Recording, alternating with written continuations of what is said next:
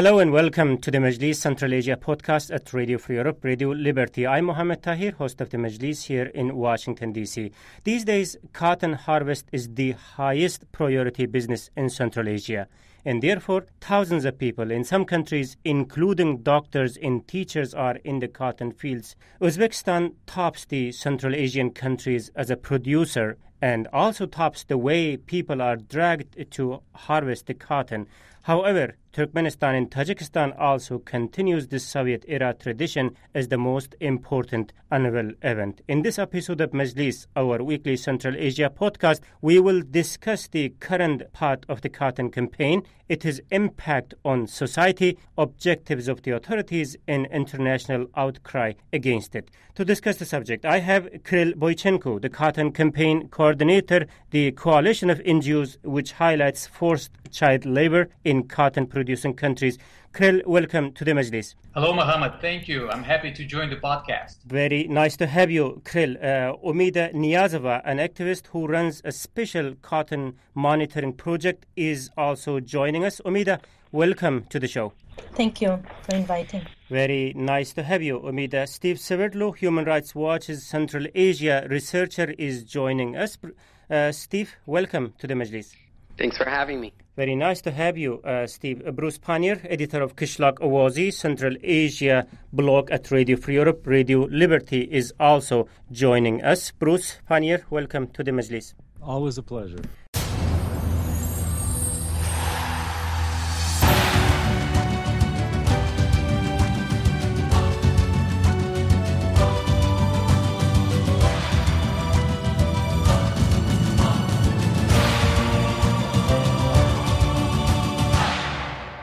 Very nice to have you, ladies and gentlemen. Umida, let's start with you. Please describe us scenes in the cotton fields of Uzbekistan these days. Yes, thank you. So since September 10, the mass mobilization of the people for the cotton harvest has been in full swing. My organization, Uzbek German Forum for Human Rights, together with human rights activists in Uzbekistan, are monitoring this forced labor.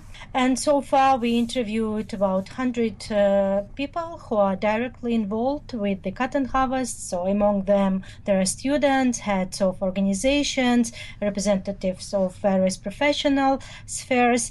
And we can say that majority of state organizations' employees are being forced to pick cotton, resulting in significant financial burdens for the families.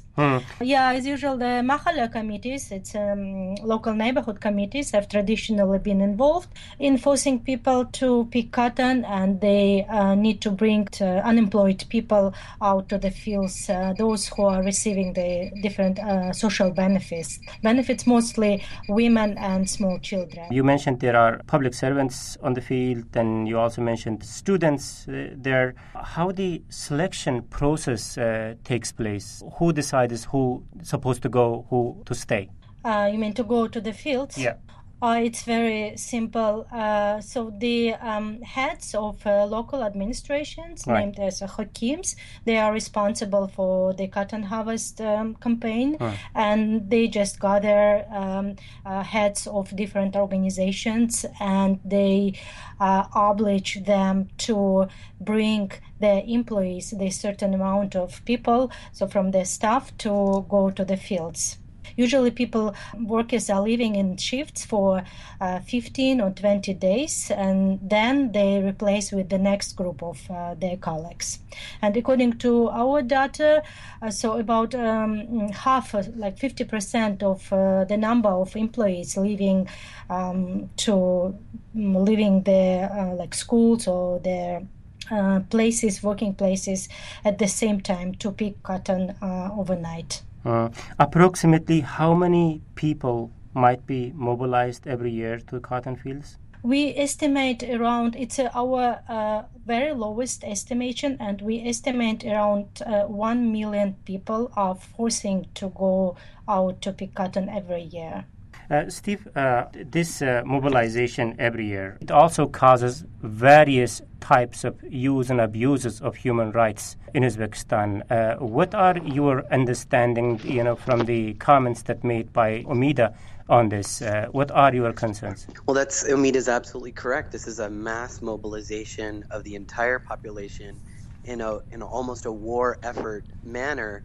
More than 1 million people. The social services that people try to access. We had a mother lose her baby just a few days ago because the doctors were not in the clinic where she went to give birth. We actually a few days ago just saw another detention of Yelena Orlaeva, one of Uzbekistan's most courageous human rights defenders, along with the photographer and journalist Timur Karpov, who was detained and beaten simply for taking photos in the cotton fields. So, what you have is, and it doesn't look like Mirziyoyev is really doing anything different than Karimov did. And as we know, he's very, very involved in controlling this agricultural system. You have the government dependent on this revenue and, virtually willing to stop at nothing to keep the population in check and violate the freedom of expression of the population and really try to silence human rights defenders and journalists who speak up about it. So we see really the worst aspects of Uzbekistan come out during the harvest, and the true nature of the government and the economic model that that is so central to the way the country operates. We will definitely discuss about what are the motivations of the authorities behind this. Obviously, there is economy, but it seems, according to my understanding from some comments made by Uzbekistan experts, that there might be some political reasons too behind this motivation. We will come to the subject in the second half of the debate. And Bruce, in Uzbekistan, obviously, this year you have a new president, as Steve mentioned. How has this practice changed under the new leadership? No, I really don't. That it's become ingrained in the system, this whole cotton campaign, and it predates even the independence of Uzbekistan. I mean, even going back to the Soviet days, this is something that was forced upon the people in that area for a very long time. Mirziyoyev is from originally from Jizak, and that's a big cotton area. And so I think he would be one of the least likely people to try to change this particular practice. And unfortunately, as I said, I don't see that there has been any change at all. It seems to be, as far as the cotton campaign goes, it seems to be absolutely business as usual out there. And conscription of people, forced labor, is still in effect. And I think he's just... and I don't even want to give him credit for the fact he's only been in for like a month. I think that's just what he's used to, and this is the way it's going to be with him in power. It won't be any different than it was with Karimov, because it's just so entrenched into the system at this point. It's cheap, practically virtually slave labor that they're using. So the profit margin for once they sell the cotton is huge. And I see that they make reference every now and then they're going to mechanize it a little bit more, or even I think as of yesterday they had said that they're going to reduce the amount of cotton that's picked by hand by 30% by 2020. Well, we'll see, because like I said, it's become part of the system. It's practically a calendrical event anymore in Uzbekistan. Like it, not like it, the fact is that it's there. It's one of those things that's a constant. Definitely there is some financial aspect, or the way the system works in Uzbekistan might relate to this, but the tragic stories that some of them mentioned by Steve Severlo, like the young woman delivering a dead baby due to lack of medics in the hospital in Uzbekistan, I believe it is not a rare case. How much of such tragic stories might be reaching to Mirziyoyev, Bruce? Well, it's not... the top guy just gives the order out that he wants the cotton picked, and then it kind of filters down. I think the one of the worst aspects of this is that local officials, who are many of them bullies in some ways anyway, it really brings out the beast in them, and a lot of people have committed suicide because the people overseeing the cotton harvest, they come back at the end of the day and they don't have the target figure that they were giving, and they get screamed at and they get slapped around. People have hung themselves. Young women, old men. Older men have had heart attacks from getting screamed at about this stuff. So there's, as bad as it is that they force people into the fields, they have to put up with these, very, very brutal local officials at times who are absolutely unsympathetic to any of their concerns at all. Their sole aim is to make sure that they meet this cotton quota, and woe be to that person who fails to pick the 50 kilograms of cotton that he was supposed to have picked once every hour or something like that. And so I think that's one of the most disturbing things about it. Is as bad as it is to have to go out there and work in those fields, you got someone watching over you who's going to start screaming at you the minute you don't do what they consider to be sufficient work. Yeah, and just to jump in for 1 second and say that, Bruce is right that we've seen university deans beat their students. We've seen, police officers obviously being really brutal. But in fact, we have to mention that Mirziyoyev himself did this as well. We have a report that in the year 2000, when he was the regional governor, he beat up a math teacher because the students of that math teacher were apparently picking cotton too slowly. And even last year, we saw that he ordered the confiscation of cars and cattle and other assets from farmers that were not, that had outstanding debt, even though the debt is a result of government policies. And he was reportedly saying to his underlings, go to the homes of the farmers in debt who can't repay their credit, take their cars, take their livestock, and if they don't have any of that, then take the slate from their roofs. And then in last year in the Fergana region, we saw a report that when people thought Mirziyoyev was going to be visiting the region, they went out into the fields where they had already picked cotton, and they tried to glue cotton back onto the plants to make it look like they were busy and hard at work. So that's just Mirziyoyev, and then imagine that, multiply that by the numerous local officials and regional officials that are implementing this across the country. Very tragic stories, and these are the stories of those who are, sent to cotton fields to collect the cotton. Umita, again, coming back to you, you also mentioned that the public servants, some medics and some teachers and employees of some other institutions are among those who are sent to the field. So in that way, it's also affecting those who are not in the cotton fields. How the cotton campaign period affects the day-to-day work of the various institutions in Uzbekistan? Yes. First of all, I wanted to say about schools. So despite the decision not to involve school children in the harvest, which was made in 2013, thanks to great pressure from international human rights organization. So the forcing adults to pick cotton remained exactly the same. And we see that the schools are operating now just formally, and half of the staff, at least half of the staff, and we saw schools where 80% of teachers, they've been out in the fields, and in the whole school it was only few teachers who stayed with the kids. And of course in this condition there was no any real schools for the kids. Also, I would like to highlight with some important aspects of two past years harvest. Uzbek authorities had to carry out actually a difficult task and forcibly mobilizing at least 1 million people to the cotton harvest. At the same time, they are conducting so-called joint monitoring of forced labor with international labor organizations. So these days, Uzbek officials, together with the international experts from international labor organizations, are traveling on the fields and they're interviewing people. And the main hope from the Uzbek authorities' side, it was that Uzbek people who are living under very, very deep fear of losing their jobs or being expelled from universities, they will not be telling the truth.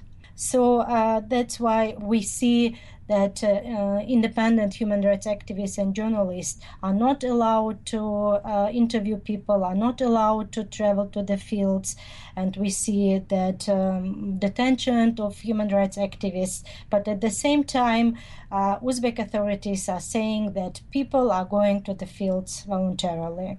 Yeah, quote unquote voluntarily.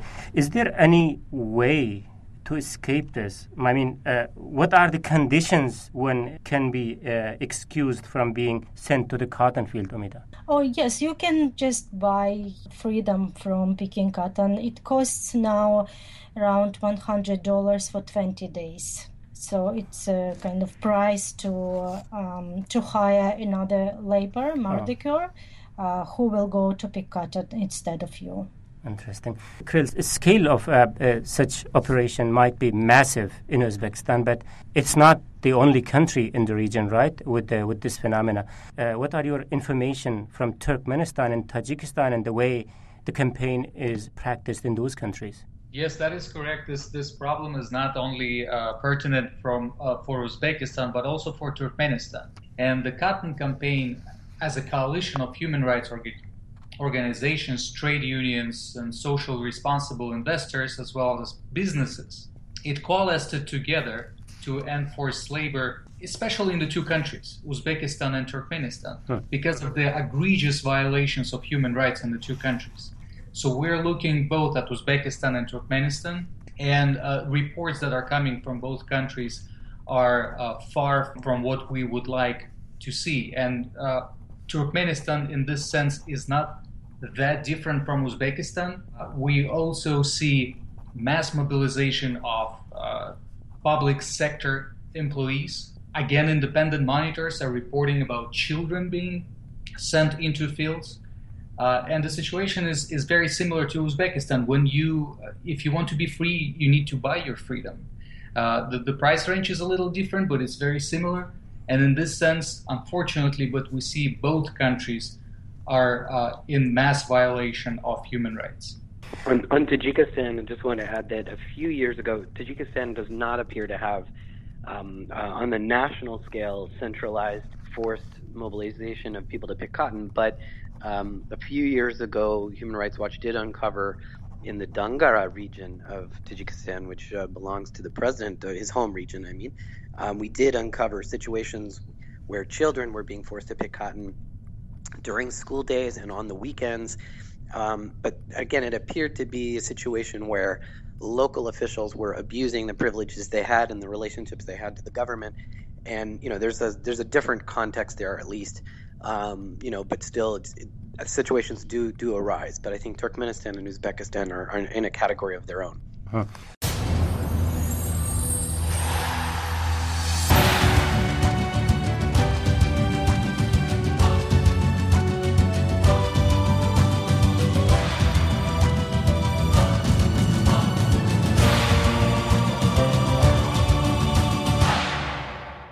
Let's recap the debate here. Today in the Majlis, we are discussing Central Asia's cotton campaign and its impact on citizens. Discussing the subject with me are Krill Boychenko, the cotton campaign coordinator, Steve Severlo, Human Rights Watch's Central Asia researcher, Umida Niyazova, activist who runs a special cotton monitoring project in Uzbekistan, Bruce Pannier, editor of Kishlak Awazi, Central Asia blog at Radio Free Europe, Radio Liberty. I am Mohammed Tahir, host of the Majlis here in Washington, D.C.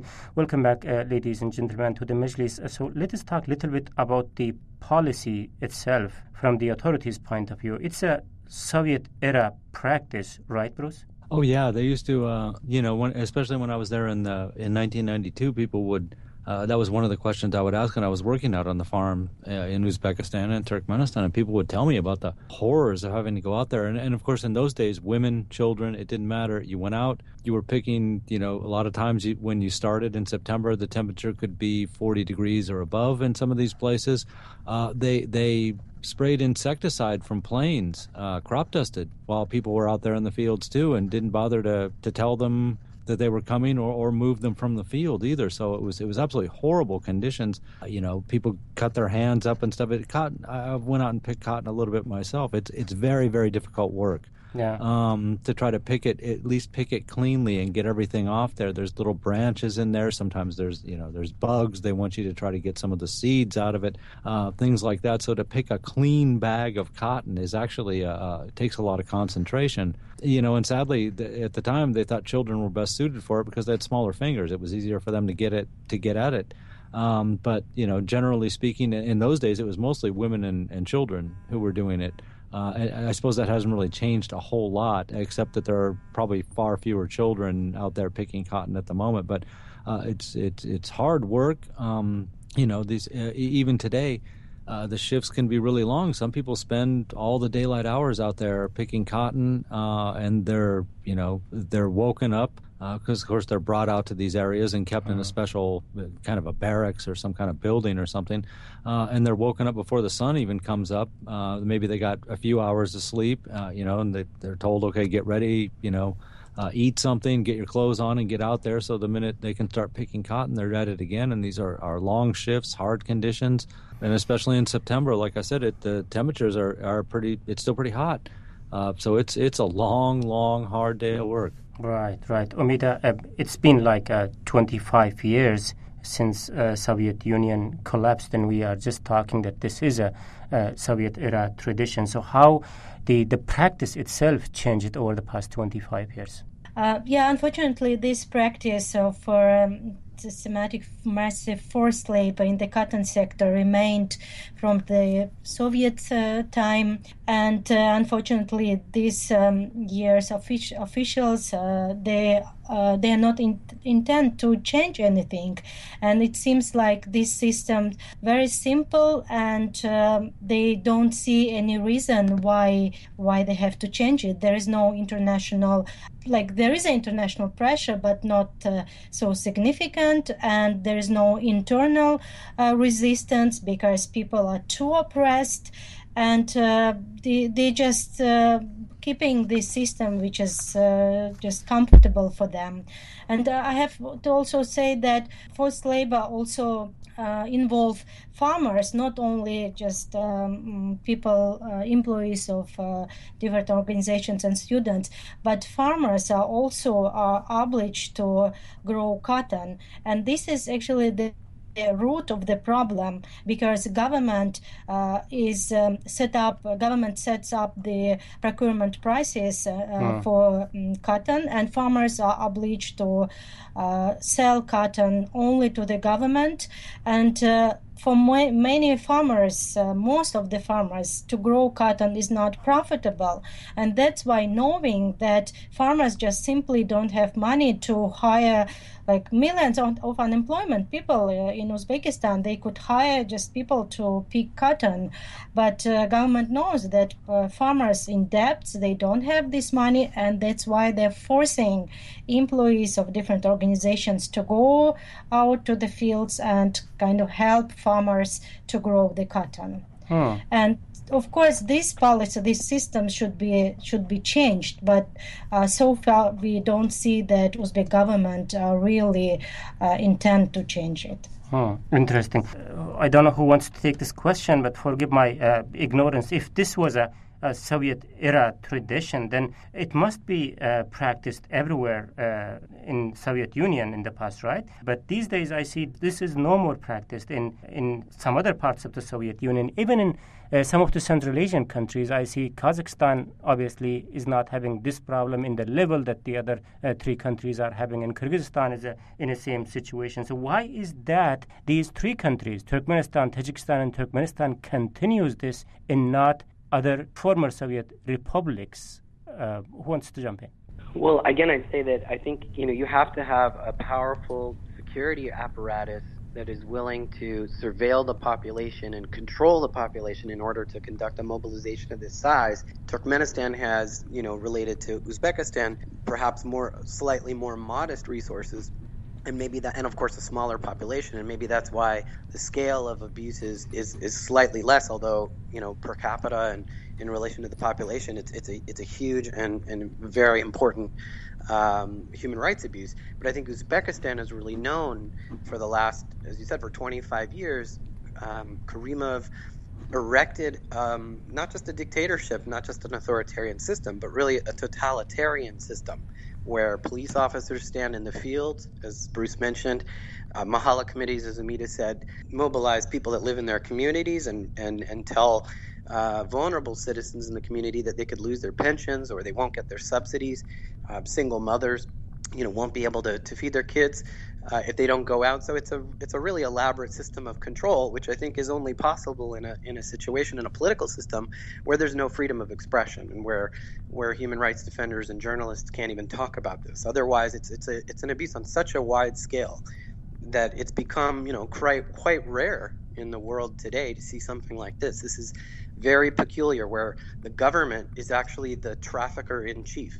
So you are. Yeah, and if I could just jump in on that too, I would mention that Kazakhstan, because since you mentioned it, has privatized its cotton plantations, farms, and mechanized it to a greater degree. Whereas in the more authoritarian Turkmenistan and Uzbekistan cases, it's so tied up with corruption, because if you're at the top of the cotton heap, so to speak, if you're the one in charge of cotton production in those two countries, then you're taking in a lot of money. So you're cutting your labor costs to practically nothing. Because let's face it, in some of these cases, people are getting paid nothing to go out and do this, and in best case scenarios, they're getting paid very, very little. So there's just a few people that are in control of this, and they're getting all the money off it. Whereas in Kazakhstan, they've sold out different areas, or they like I said, they privatized it. So different companies are running this, and they see the advantages to mechanization. So they're buying the farming equipment that can pick it. And as a last note, I would just say that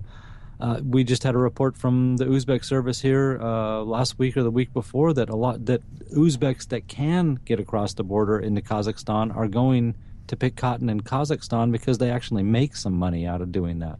So I'm a little bit confused here about the motivation of the authorities behind this practice. Is it tied to the way they rule the country, or this is the benefit that they get from cotton is driving their motivation to continue this practice? Well, it's a big cash crop in Uzbekistan, for instance, and it in years when in the early years when the prices of oil and gas and things like that were not so much, cotton was one product. The price might fluctuate a little bit, but it was guaranteed hard currency income for the government to have these huge harvests and sell this off. And it's kind of become part of the national mentality now. There's another aspect to that you were mentioning the Soviet Union earlier, that they build these things as your patriotic duty. It's part of a great national effort, to go out there and get it. I don't think very many people subscribe to that or buy into that very much anymore. But the mentality on the part of the government is still that this is your patriotic duty. And you can see these things, all over Uzbekistan, written on signs and rocks arranged on the side of hills and stuff like that, talking about Pakhta, Pakhta, Bizning, Altinimiz, it's our gold, and so this is the kind of message they're trying to get across to the people. It reminds me a little bit of Tom Sawyer or something, where they're trying to make it sound like it's fun and it's something that really helps out your country, when in fact it's just ripping people off for the most part, getting them to do the hard work, whereas someone else is going to reap the financial benefits of it. Interesting. Kirill, we were talking about the financial aspect of this entire operation from the authorities' perspective. How much money do you think Uzbekistan might be making out of cotton every year? Any idea? Some of the estimates tell us that it's about $1 billion. So it's a very significant profit. And what we see is an absolute lack of transparency and accountability for the profits that are coming from cotton harvest. They all go to Sельхозfond, and even Uzbek parliament has no information of how money is being used. And as far as the researchers, independent monitors are concerned, no one knows if the money is going back to the community. So the people who are sent to the cotton fields, they don't get anything at the end of the day. Is it what you are saying? At the end of the day, they would do something for what they could actually earn money, or surgeons would actually heal people in hospitals, and teachers would continue educating students and not spend days and days in the fields being humiliated, not receiving a payment, or receiving payment that is not substantial and has nothing to do with real work. Then you can earn money and support your family. Right. And it seems like right now Uzbek government is trying to show some progress, But as far as real reforms and seeing some practical outcomes of this, so that we can see progress, not visible. Recently, Uzbekistan ratified the ILO Convention number 87. It's the convention concerning freedom of association and protection of the rights to organize. But it still Uzbek government appoints the leadership of the National Union Federation, which is supposed to be independent, and it's not.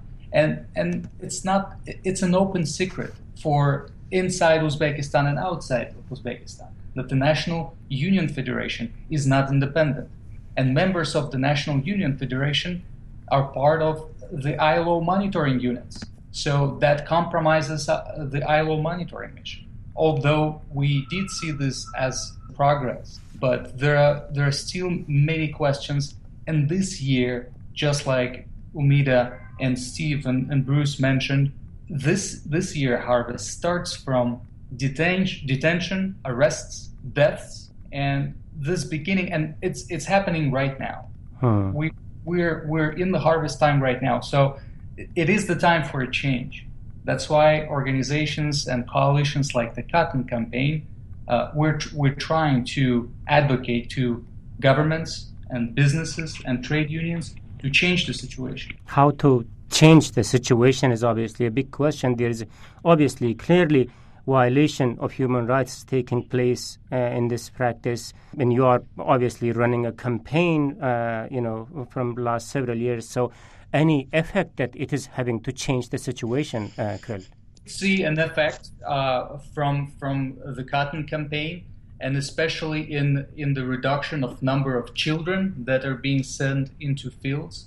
But now, as Umida mentioned, according to independent monitors, we see more and more instances of child labor in Uzbekistan, and that is very concerning. We continue to work and engage with the governments that can engage with Uzbek government, and we advocate with companies and trade unions and international organizations and international financial institutions like the World Bank. I just wanted to add that forced labor system in Uzbekistan is very unique, and we always have to say this because Uzbek government usually say that there is a child labor in such countries like Bangladesh, India, and many other countries.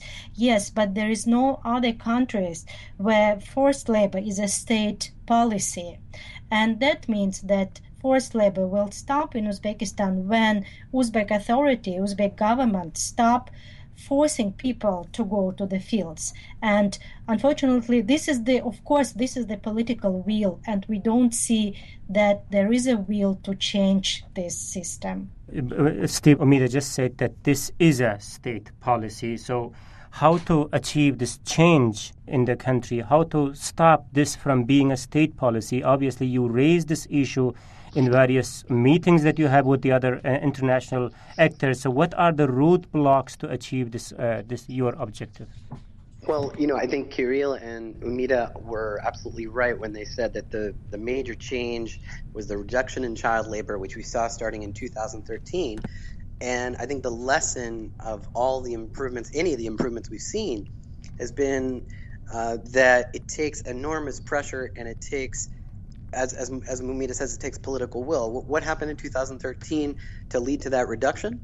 After years of an international campaign, after years of a boycott on Uzbek cotton, and significantly after the State Department in 2013 put Uzbekistan on a list of the worst abusers of human trafficking, that's when shortly thereafter we saw the Uzbek government actually agree to allow the ILO to come into the country and do monitoring, and that's when we saw a big drop in child labor.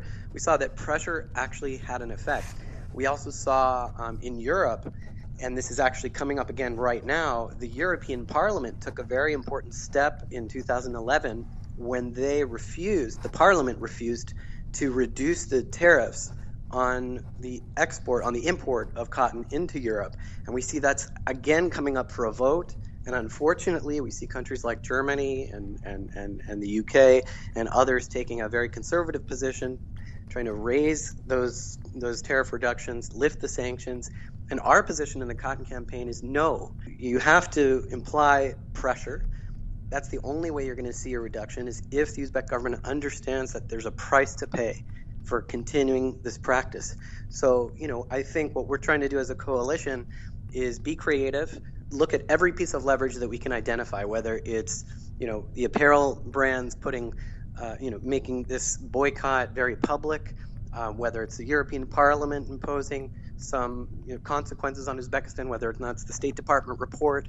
And now, of course, we're looking at the World Bank and what they are doing, and the responsibility the World Bank has to suspend any loans that it gives to Uzbekistan if they see forced labor in the areas where the World Bank is working. And so there are a lot of different fronts that this war has to be fought. But I think, unfortunately, it's going to take stronger political will than we're currently seeing in the world to put an end to this practice. I know a few companies stopped buying Uzbek cotton lately that are, I think, IKEA and then H&M. What are the other companies who no more buying cotton from Uzbekistan? Krill, do you have any concrete information? Sure. It's actually a big group of companies. Mm-hmm. It's 260 plus companies that signed cotton pledge that they will not knowingly source cotton from Uzbekistan because of find with hard evidence child labor and forced labor in cotton production in Uzbekistan, and those are big companies.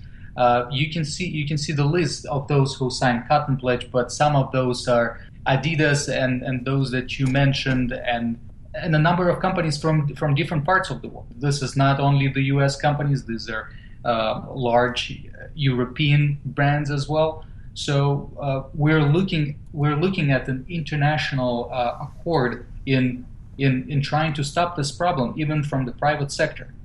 Is it anyway making any difference on the ground?